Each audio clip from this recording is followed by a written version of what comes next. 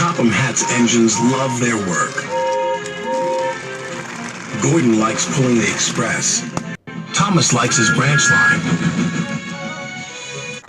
And Percy likes taking the mail. But none of them likes being a middle engine. It's no fun being stuck in the middle. One morning, Percy was cheerfully collecting coal cars from the smelter yards where Harry and Bert worked. They liked to play tricks on steam engines. Percy didn't want to fall for their tricks again. But before he knew it, he was stuck in the middle.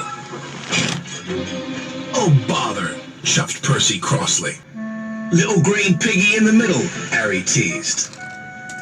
Percy's driver was crossed. With coal cars in front of him and coal cars behind, Percy had to go slowly. James was in the yards when Percy steamed slowly by. "It's Pokey Percy," James laughed. "You wouldn't be laughing if you were stuck in the middle," Percy fumed. And he fumed all the way to the coaling plant. One by one, he shunted his coal cars onto the tipper's loading ramp and the coal was unloaded. Percy was not allowed to cross the loading ramp until the tipper had been turned off. It was against the rules. But as soon as his driver and fireman left, there was trouble. Henry arrived to pick up coal. He bumped into the coal cars, and the coal cars bumped into Percy. Percy was pushed onto the loading ramp. "Help!" cried Percy.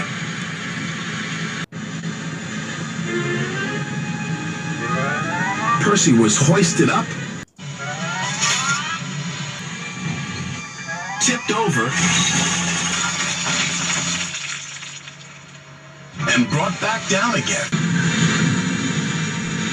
After Percy was lowered back onto the ground, the manager was very cross. "You have caused confusion and delay," he said. "I'll have to report this to Sir Topham Hatt."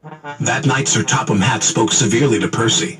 "I'm very disappointed in you, Percy," he said. "You know it's against the rules to go on to the tipper's loading ramp." "Sorry, sir," Percy said sadly, "but it wasn't my fault. It's because those diesels made me a middle engine." "Nevertheless, you will shunt freight cars in the yards until I can get to the bottom of this." "Bah!" said James, thinking no one could hear. "I can handle those diesels with bent buffers and a busted boiler." "Then you will do Percy's run to the smelter," said Sir Topham Hatt. "Yes, sir," said James. The next day, James arrived at the smelter. He was determined not to be tricked by Harry and Bert. "Hello, James," oozed Harry. "Come to learn a thing or two from those who know?" "Just get my freight cars ready and stay out of my way," huffed James importantly. "Yes, sir," Bert chimed greasily. James cheerfully backed up to his freight cars.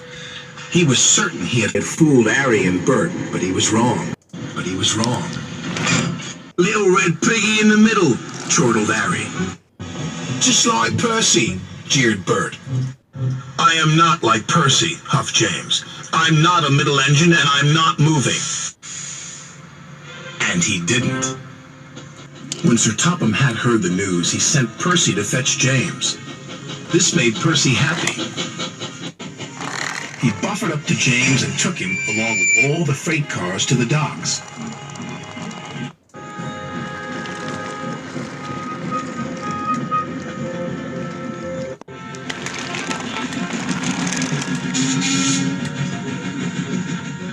"Right on time," said the manager.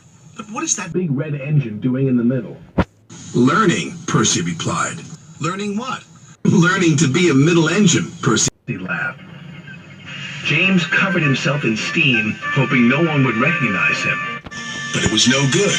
There was only one big red engine on the island, and everyone knows his name is James.